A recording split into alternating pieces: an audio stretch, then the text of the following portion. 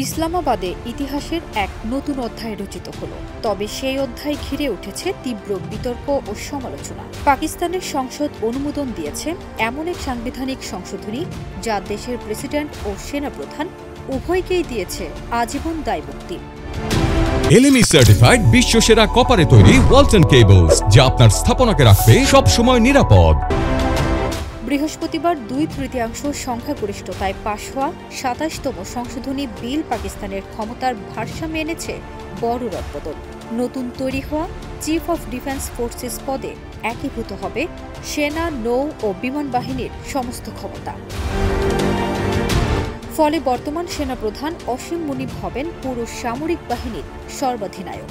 একই সঙ্গে তিনি এবং অন্যান্য শীর্ষ কর্মকর্তারা পাবেন আজীবন দায়মুক্তি। কোনো ফৌজদারি মামলায় তাদের বিরুদ্ধে মামলা করা যাবে না। এই সংশোধনীর মাধ্যমে প্রেসিডেন্ট আসিফ আলী জারদারিও পেলেন একই সুরক্ষা। দুর্নীতির মামলায় যিনি আগে আদালতের কাঠগড়ায় দাঁড়িয়েছিলেন, এখন তিনি কার্যত আইনের ঊর্ধ্বে, যতদিন সরকারি পদে না ফিরছেন। কিন্তু এই সিদ্ধান্তে উদ্বেগ বাড়ছে দেশ জুড়ে। আইনজীবী ওসামা মালিক বলেন, এটি স্বৈরতন্ত্রের ভিত্তি মজবুত করবে এবং বিচার বিভাগের স্বাধীনতাকে ধ্বংস করবে। এখন বিলটি প্রেসিডেন্টের স্বাক্ষরের অপেক্ষায়, কিন্তু প্রশ্ন রয়ে গেছে, এই সংশোধনী কি রাষ্ট্রকে স্থিতিশীল করবে নাকি পাকিস্তানকে আরও গভীরে ঠেলে দেবে ক্ষমতার অন্ধকারে। ফারজানা নিকিতা, দেশ রূপান্তর।